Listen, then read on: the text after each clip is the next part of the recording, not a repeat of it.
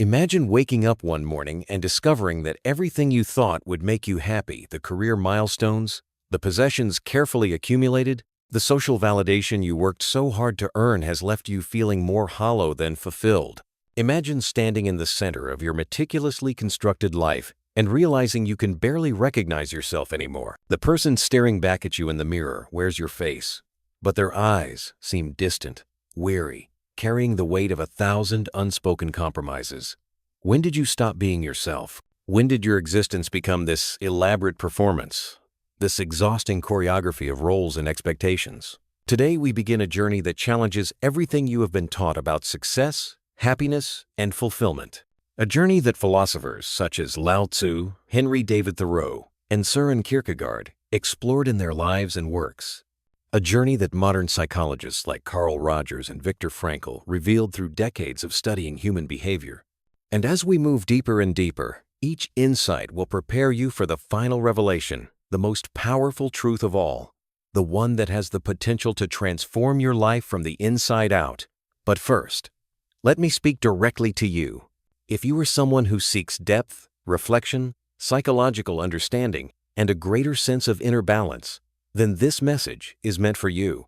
You are about to explore ideas that can help you navigate emotional overload, reduce anxiety, gain clarity, and rediscover your true identity in a world that constantly tries to distract you from yourself. And if you are new to these reflections, do not worry.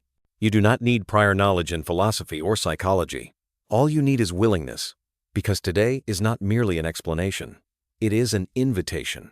An invitation to slow down, breathe, think, and reclaim the simplicity that leads to true personal power. Before we go any further, take a moment to support this channel. Subscribe, like, leave a comment, and share this video with someone who needs this message. Your engagement helps us continue creating content inspired by philosophy, psychology, and spiritual wisdom. And I promise you, the insights you will discover today can reshape the way you understand your life, your relationships, and your purpose. Here is the paradox that haunts modern existence. We are told that more is better, that accumulation equals achievement, that complexity signals sophistication. We are conditioned to believe that success means a calendar bursting with commitments, a home filled with carefully curated possessions, a social media presence that broadcasts constant activity and accomplishment. We are taught to equate busyness with importance, to measure our worth by our productivity, to fear the quiet spaces where nothing is happening. And so we fill our lives compulsively, desperately, endlessly believing that somewhere in all this accumulation we will finally discover the peace we crave. But what if the entire equation is backwards? What if the complexity you have been building, piece by careful piece, is not the pathway to fulfillment but the prison that prevents it? Think about the last time you felt truly at ease. Not the forced relaxation of a vacation where you spent half the time checking work emails. Not the numbing distraction of scrolling through your phone, but genuine ease, that rare state where your mind isn't racing toward the next obligation, where your chest isn't tight with unnamed anxiety, where you aren't mentally rehearsing conversations or catastrophizing about tomorrow. For most people, that memory feels distant, almost foreign. Some cannot remember it at all. This absence is not accidental. It is the inevitable consequence of how we have learned to live. Consider this unsettling truth. You are carrying burdens that were never meant to be yours. Expectations you never consciously chose. Beliefs about who you should be that were installed in you before you had the awareness to question them. Fears that don't belong to your actual experience but were inherited from a culture obsessed with scarcity, competition, and perpetual dissatisfaction. Your life has become a repository for other people's definitions of success, other people's measurements of worth, other people's anxieties projected onto you as if they were universal laws. And here is where the paradox deepens. The more you accumulate possessions, commitments, relationships maintained out of obligation rather than genuine connection, goals pursued because they sound impressive rather than because they resonate with your soul, the less of yourself remains. Each addition to your life requires a piece of your attention, a fragment of your energy, a portion of your peace. You are being distributed across so many competing demands that nowhere are you fully present. Nowhere are you whole. What would happen if you stopped adding and started subtracting? What would remain if you peeled away everything that doesn't genuinely serve your deepest self? Who would you be without the armor of achievement? Without the constant need to prove your worth? Without the compulsive urge to fill every silence with noise and activity? Most people never ask these questions because they are terrifying. Simplicity demands something that complexity allows us to avoid: confrontation with our authentic selves. When life is complicated, when every moment is occupied, when your identity is constructed from external validation and visible accomplishments, you never have to face the rawness of your own existence. You never have to sit with the uncomfortable questions about meaning, purpose, and whether the life you are building actually belongs to you. But those questions are waiting. They live beneath the surface of your constant activity, beneath the carefully maintained facade of having it all together. They whisper in the moments between sleep and waking, in the brief pauses when distraction fails and you are left alone with your thoughts. They ask, is this really living, or is this just elaborate survival? The power of simple living is not what you think. It is not about minimalist aesthetics or owning fewer objects. It is not about escaping to a cabin in the woods or rejecting modern society. It is something far more radical and far more difficult. It is about dismantling the psychological structures that keep you trapped in patterns of endless accumulation and perpetual dissatisfaction. It is about discovering that peace was never found by adding more to your life, but by removing what never belonged there in the first place. So, before we go further, before we explore the hidden forces that have complicated your existence and the revolutionary insights that can simplify it, ask yourself this: what are you really afraid will happen if you let go? What identity are you clinging to? And what would become possible if you finally allowed yourself to stop performing and start being? The answer to these questions will reshape everything you thought you knew about living. But first, we must understand exactly how you got here and why the complexity feels so impossible to escape. The trap was set long before you were aware enough to see it. From the moment you entered this world, invisible forces began shaping your understanding of what it means to live well. Your parents, with the best intentions, taught you that effort equals reward. Your teachers praised you for achievements and measurable outcomes. Your peers became mirrors in which you learned to measure your worth through comparison. And society at large whispered a seductive promise into your developing consciousness: if you work hard enough, accumulate enough, achieve enough, you will finally arrive at that mythical destination called happiness. This is the great deception, not because these authorities intended to mislead you, but because they themselves were deceived. They inherited the same belief system from those who came before them, who inherited it from those before them, creating an unbroken chain of collective illusion stretching back generations. The philosopher Arthur Schopenhauer recognized this pattern when he wrote that humans are condemned to swing perpetually between suffering and boredom: suffering when we lack what we desire, and boredom once we obtain it. We exist in a state of constant wanting, never satisfied, always reaching for the next thing that promises to complete us. But why? Why are we wired this way? Why does achieving one goal immediately give birth to another desire? Why does obtaining what we thought we wanted leave us feeling empty, already searching for the next acquisition, the next milestone, the next validation? Viktor Frankl, who survived the horrors of Nazi concentration camps and emerged to revolutionize psychology, discovered something profound about human nature. He observed that people could endure almost any suffering if they had a sense of meaning, but they would fall apart in comfort if that meaning was absent. The crisis of modern life is not that we suffer too much, it is that we have lost our connection to genuine meaning and replaced it with a counterfeit substitute: perpetual accumulation and constant activity. This substitution is not accidental. It is the result of what Carl Jung called the collective unconscious, a shared psychological inheritance that shapes how entire societies think, feel, and behave. In our contemporary collective unconscious, worth has become synonymous with productivity, identity has become synonymous with achievement, and peace has become synonymous with the absence of problems rather than the presence of inner equilibrium. Consider how language itself reveals this conditioning. We speak of spending time as if it were currency. We talk about investing in relationships as if they were financial portfolios. We describe ourselves as busy, with a strange mixture of complaint and pride, as though busyness itself were a virtue rather than a symptom of deeper dysfunction. Even our aspirations have been colonized by this mindset: we want to maximize our potential, optimize our routines, leverage our strengths. We have turned ourselves into projects to be managed rather than beings to be experienced. The existentialist philosopher Jean-Paul Sartre warned of this danger when he spoke of bad faith, the human tendency to flee from the anxiety of freedom by adopting roles, identities, and belief systems that we pretend are fixed and inevitable. When you convince yourself that you must live a certain way because that's just how things are. When you accept complexity as unavoidable because everyone lives like this, you are operating in bad faith. You are denying your fundamental freedom to choose differently, to question the assumptions that govern your existence, to refuse participation in systems that diminish rather than expand your humanity. But here is what makes this psychological trap so insidious. It feels productive. It feels responsible. It feels like you are doing what you are supposed to do. The exhaustion, the overwhelm, the constant mental noise, these become badges of honor, proof that you are taking life seriously, that you are not one of those lazy or irresponsible people who opt out. Society has successfully convinced you that your prison is actually a palace, that your cage is actually a throne.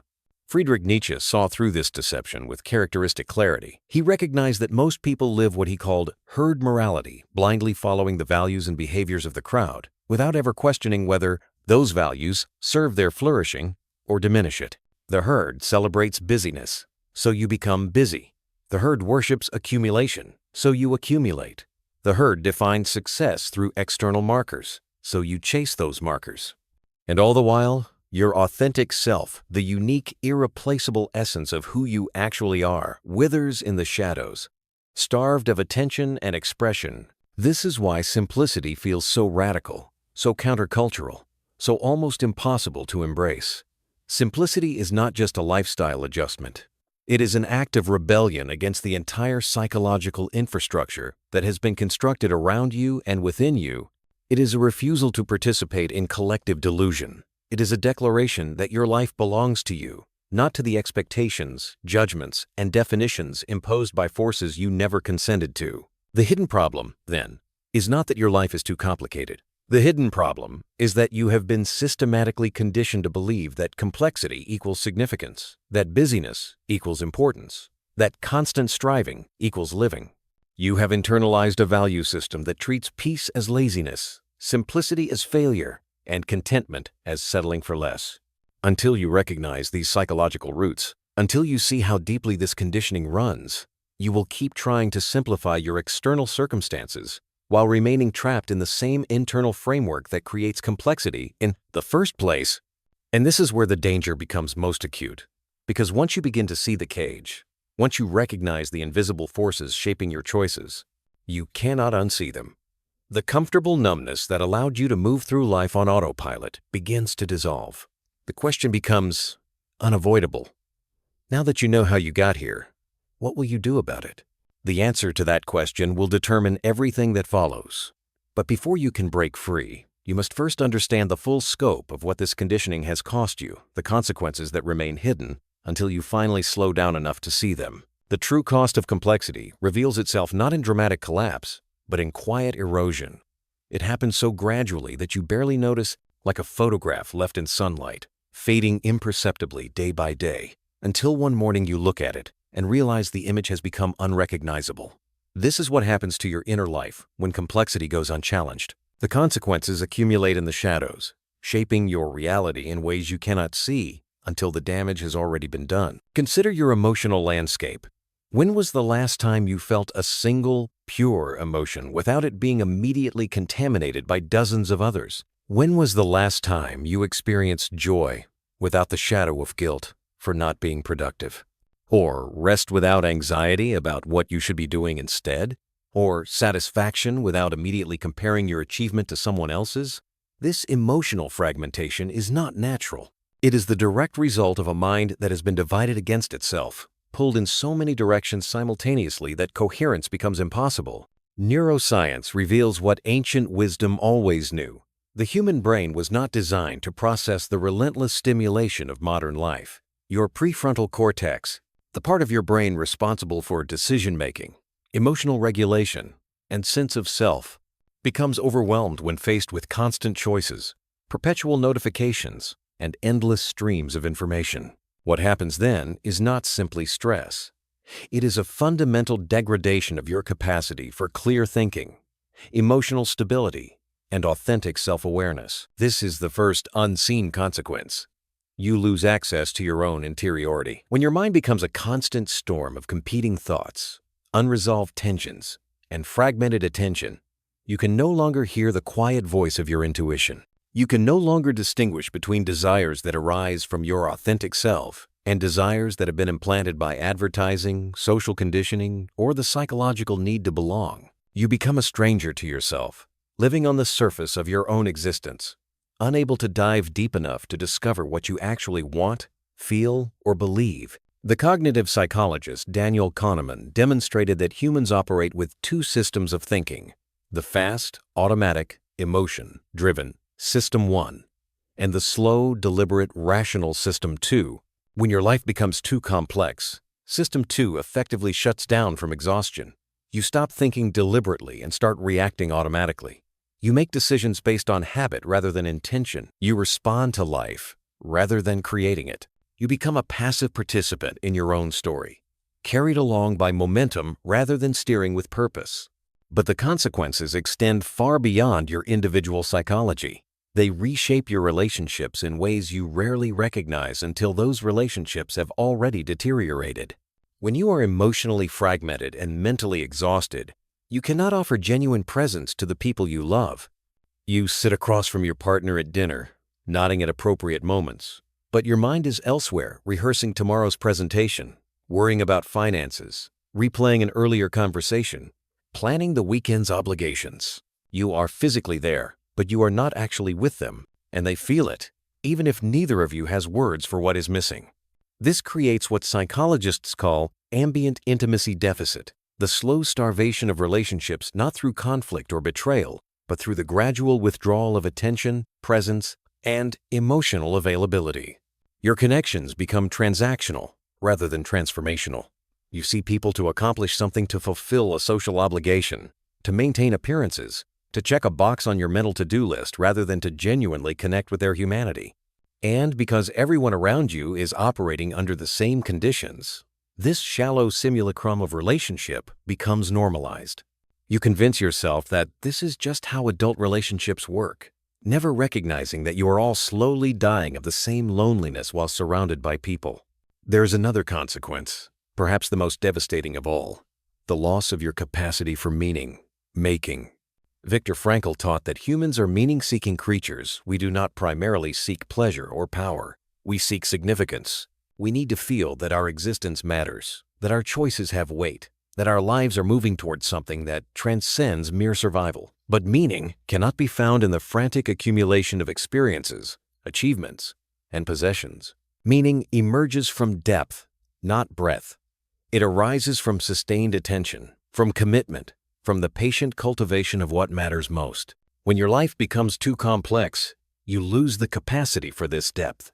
You skim across the surface of everything: relationships, work, hobbies, even your own thoughts, never staying with anything long enough for it to transform you. You become a tourist in your own life, collecting experiences like postcards, always moving to the next thing before the current thing has had a chance to penetrate your defenses and touch something real inside you. And then you wonder why nothing feels meaningful anymore, why achievement leaves you empty, why even your successes feel hollow. The cultural critic Aldous Huxley warned of this in his dystopian vision of the future. Not a world where freedom is taken away by force, but a world where people willingly surrender it in exchange for constant distraction and stimulation. He predicted a society so overwhelmed by trivial information, so inundated with entertainment and noise, that people would lose the capacity for critical thinking, deep feeling, and genuine autonomy. Look around. Look at how you spend your days. Ask yourself honestly, was he wrong? These unseen consequences create a vicious cycle. The more fragmented you become, the more you crave distraction to escape the discomfort of that fragmentation. The more disconnected you feel, the more desperately you seek connection through shallow, rapid-fire interactions that only deepen your isolation. The more meaningless life feels, the more frantically you accumulate achievements and experiences, hoping that quantity will somehow compensate for the absence of quality. You are running faster and faster, but you are running in place, or worse, running away from the very things that could actually fulfill you. And here is the cruelest irony. You have been taught to see this condition as normal. When you feel overwhelmed, anxious, emotionally numb, disconnected, and perpetually dissatisfied, you do not question the system that produces these feelings. Instead, you question yourself. You wonder what is wrong with you. Why can't you handle it when everyone else seems to be managing? Why do you feel exhausted when you should be grateful for all you have? Why does success feel so unsatisfying when you worked so hard to achieve it? But nothing is wrong with you. You are having a completely rational response to an irrational way of living. Your anxiety is not a disorder, it is information. Your exhaustion is not weakness, it is a message. Your dissatisfaction is not ingratitude. It is your soul's refusal to accept a life that does not honor your deepest truth. The question is, will you listen? Or will you continue medicating, distracting, and numbing yourself until you can no longer hear what your own life is trying to tell you? The path to freedom begins with a single radical act. You must stop treating simplicity as deprivation and start recognizing it as liberation. This shift in perspective is not semantic, it is revolutionary. Because as long as you believe that simplifying your life means losing something, you will resist it with everything you have. But when you finally understand that simplicity is not about subtraction, but about reclamation, reclaiming your time, your energy, your attention, your very selfhood, everything changes. Henry David Thoreau understood this when he retreated to Walden Pond, not to escape society, but to conduct what he called a deliberate experiment in living. He wanted to discover what remained when everything non-essential was stripped away. What he found was not emptiness, but fullness, a richness of experience, clarity of thought, and depth of connection that the complicated world had obscured. He wrote that he went to the woods because he wished to live deliberately, to front only the essential facts of life, and see if he could not learn what it had to teach. This is the first principle of breaking free. You must become deliberate.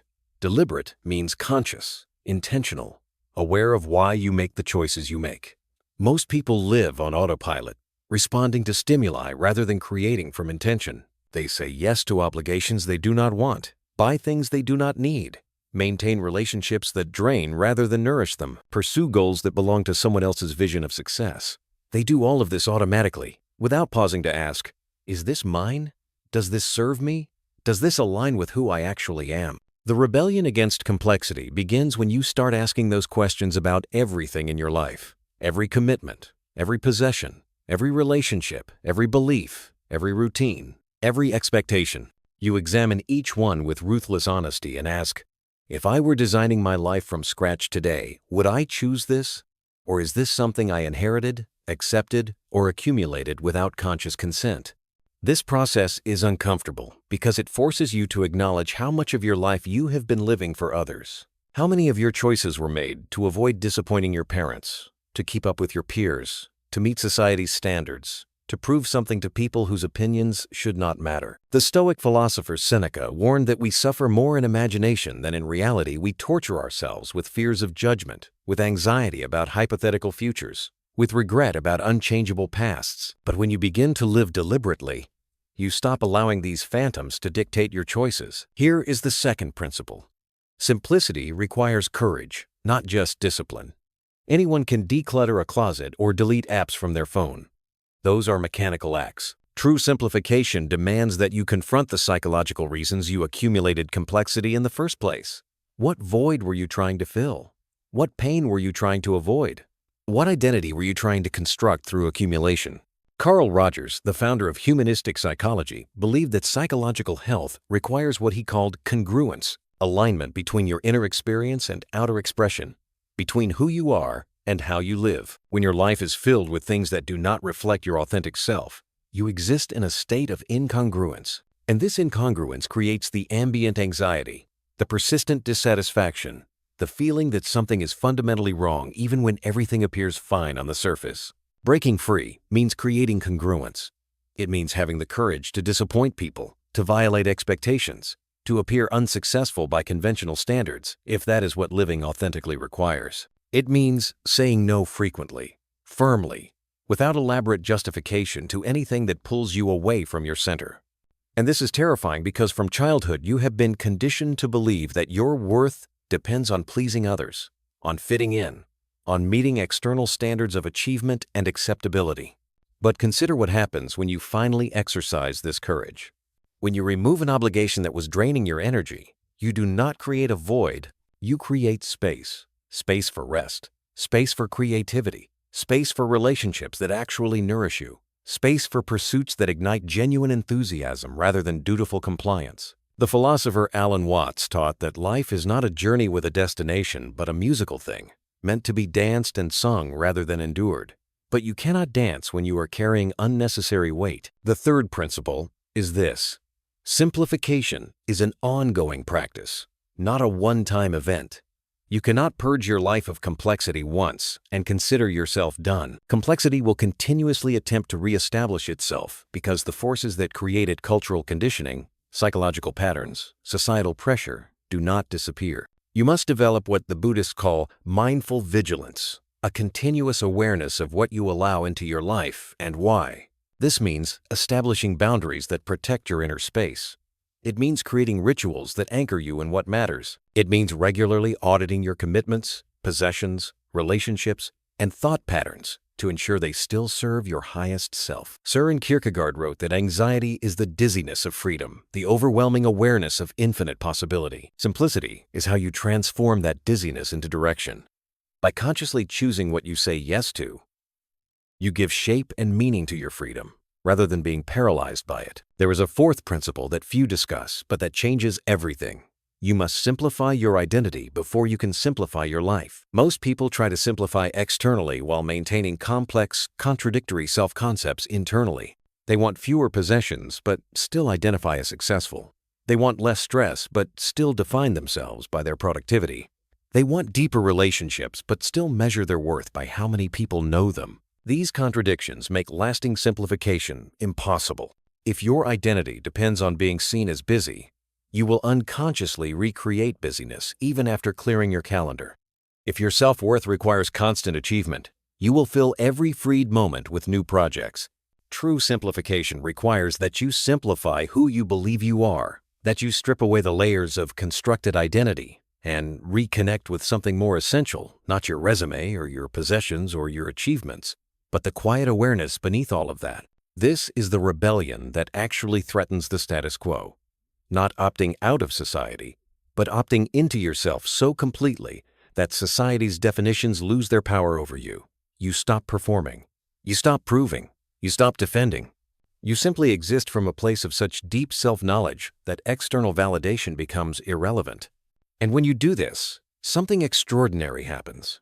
The people and opportunities that align with your authentic self begin to appear. The relationships that were based on performance fall away, but connections based on genuine resonance deepen. The goals that belong to someone else's vision of success lose their grip, but purposes that actually matter to you emerge with clarity. You discover that you do not need to force or chase or convince. You only need to be clear about who you are and what you value, and life reorganizes itself around that clarity. This is not magical thinking. It is psychological reality. When you stop sending contradictory signals, wanting peace while glorifying busyness, craving authenticity while performing for approval, you eliminate the internal conflict that exhausts you. When you align your external life with your internal truth, energy that was previously spent maintaining contradictions becomes available for creation, connection, and genuine living. The rebellion, then, is not against the world.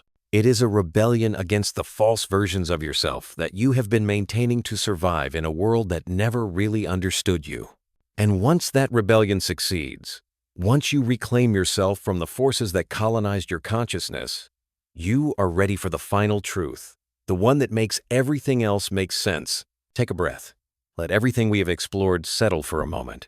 Feel the weight of what you have discovered, the conditioning that shaped you, the consequences that followed, the rebellion that is now possible. Everything has been leading to this moment, to this final revelation that has the power to reframe your entire existence. Here it is. Simple living is not about having less. Simple living is about becoming more. This is the great paradox, the truth that inverts everything you thought you understood. For years, perhaps your entire life, You have believed that simplification means reduction, restriction, sacrifice. You have imagined that choosing simplicity would diminish you, that it would mean settling for less, accepting defeat, opting out of the fullness of life. But this belief is the final illusion, the last barrier between you and the freedom you seek. The truth is exactly the opposite. When you simplify, you do not shrink, you expand. You expand your capacity for presence. You expand your ability to feel deeply rather than react superficially. You expand your awareness of what actually matters and what never mattered to begin with. You expand into the person you were always meant to be before the world convinced you to become someone else. Think of a room filled to the ceiling with objects. Every surface covered, every corner occupied, barely any space to move or breathe. Now imagine removing everything unnecessary not to create emptiness, but to create possibility. As the clutter disappears, the room does not become less, it becomes more spacious, more breathable, more inhabitable, more alive with potential. This is what happens to your inner world when you embrace simplicity. The removal of what does not serve you creates the space for what does. The ancient philosopher Lao Tzu understood this when he taught that we shape clay into a pot, but it is the emptiness inside that makes it useful. We build a house with walls and beams, but it is the space within that makes it livable. The power is not in the accumulation, but in the openness. Not in what fills your life, but in what you allow to flow through it. This is why the greatest thinkers, mystics, and wisdom teachers across cultures and centuries have all arrived at the same conclusion. The path to depth runs through simplicity. Buddha taught that suffering comes from attachment, and craving release what you cling to, and you discover freedom.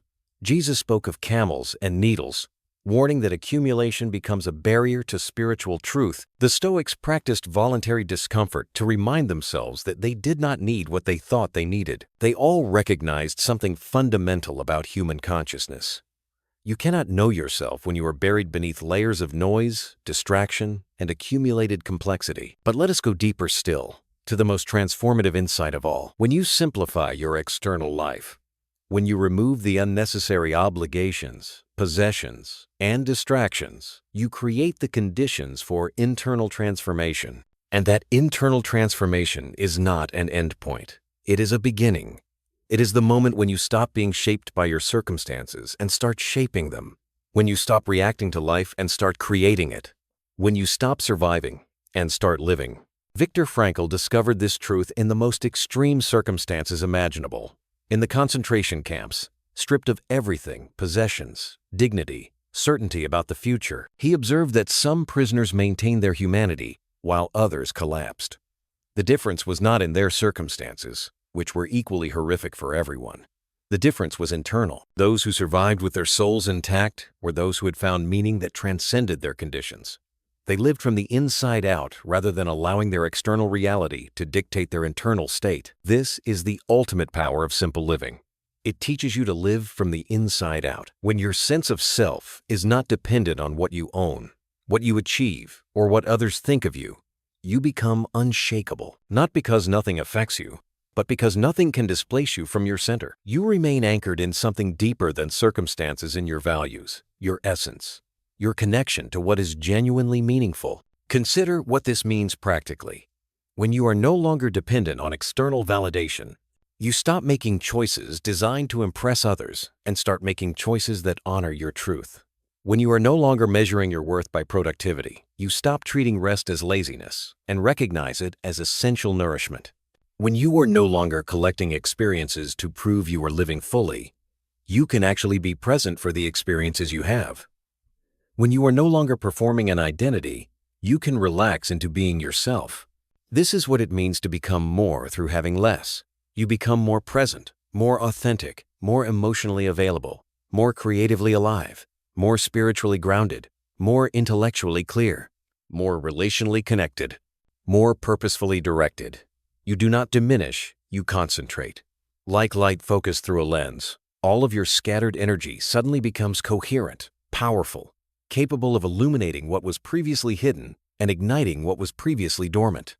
The psychologist Carl Jung taught that the ultimate goal of human development is what he called individuation, becoming who you truly are rather than who you were conditioned to be. But individuation cannot happen In a life cluttered with obligations, identities, and expectations that do not belong to you, it requires space.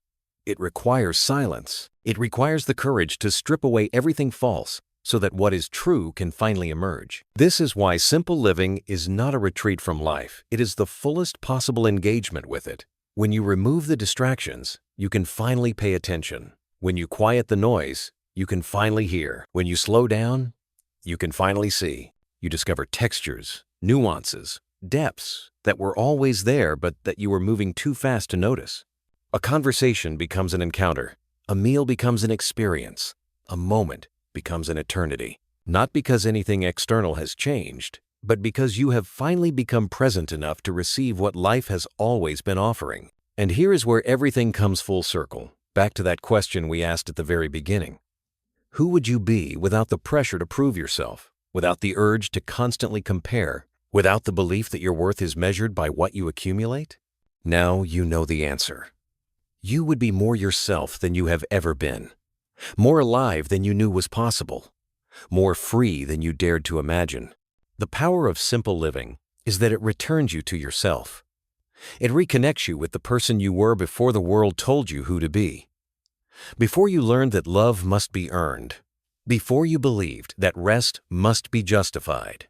Before you internalized the message that you are not enough unless you are constantly becoming more. But here is what they never told you. You were always enough. The striving, the accumulating, the complicating, none of it was necessary. It was never about adding to yourself. It was always about removing what was obscuring the fullness that was already there. Think of Michelangelo standing before a block of marble. He did not create David by adding material. He revealed David by removing everything that was not David. The masterpiece was already there, hidden within the stone, waiting to be uncovered. This is what simplicity does for your life.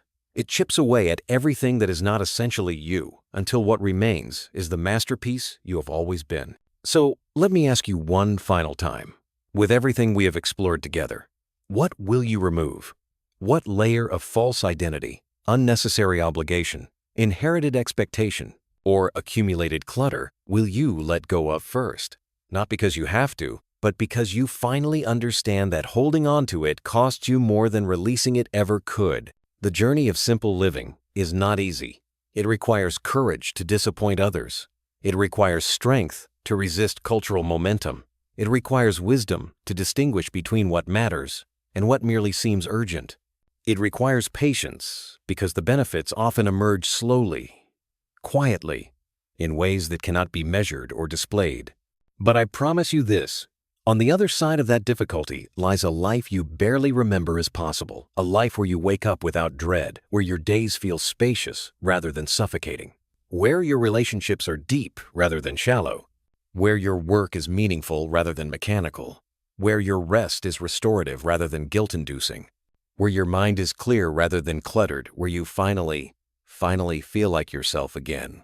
This is not a fantasy. This is what becomes available when you stop adding and start subtracting, when you stop performing and start being, when you stop living for others and start living from yourself. The power of simple living is not that it gives you a better life. The power of simple living is that it gives you your life back, the one that was always yours, the one you have been searching for everywhere, except the only place it could ever be found, in the quiet, spacious, uncluttered truth of who you are when everything else falls away.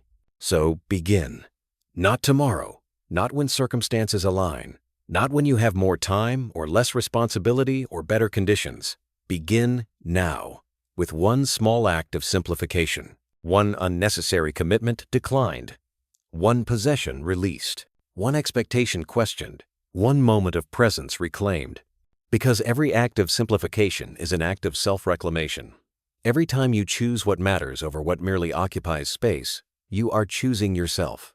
And in a world that profits from your distraction, your exhaustion, your constant striving choosing yourself is the most radical act of all. This is the ultimate truth. The power was never in having more. The power was always in becoming who you actually are. And simplicity is the path that takes you home.